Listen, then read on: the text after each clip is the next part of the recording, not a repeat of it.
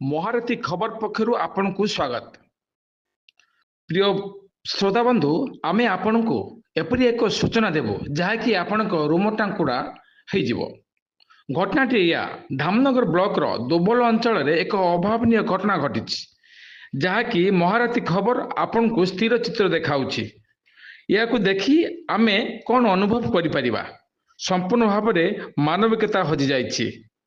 এই ঘটনা ধামনগর ব্লকর দোবଲ নিকটস্থ ମୁସ୍ତାଫାପୁର ପଞ୍ଚାୟତର ଢିପ ବସ୍ତିରେ ଦେଖିବାକୁ ମିଳିଛି, ଯାହାକି ଏକ ଦୁଃଖଦ ଘଟଣା ମୋବାଇଲରେ ଭାଇରାଲ ହେଉଛି।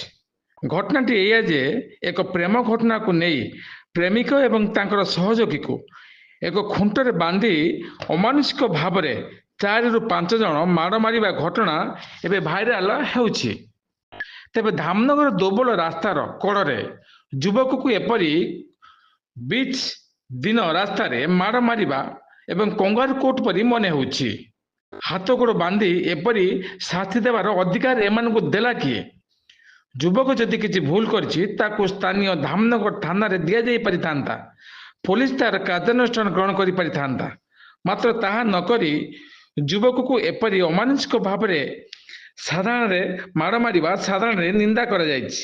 ଧାମନଗର ପୋଲିସ ନିଜ ଆଡୁ ମାମଲା ରୁଜୁ କରିବାକୁ ବିଭିନ୍ନ ମହଲରେ ଦାବି ହେଉଛି। ଆହତ ଯୁବକ ଏବେ କଟକ ଡାକ୍ତରଖାନାରେ ଚିକିତ୍ସିତ ହେଉଛି। ଖବରଟିକୁ ଦେଖିବା ପରେ ଆପଣମାନେ ଲାଇକ୍ ସେୟାର କରନ୍ତୁ, ଯେପରି ଭାବରେ ପ୍ରଶାସନ ଖୁବ୍ ଶୀଘ୍ର ଏହାର କାର୍ଯ୍ୟାନୁଷ୍ଠାନ ଗ୍ରହଣ କରିବ। ମହାରଥୀ ଖବର ବ୍ୟୁରୋ ରିପୋର୍ଟ।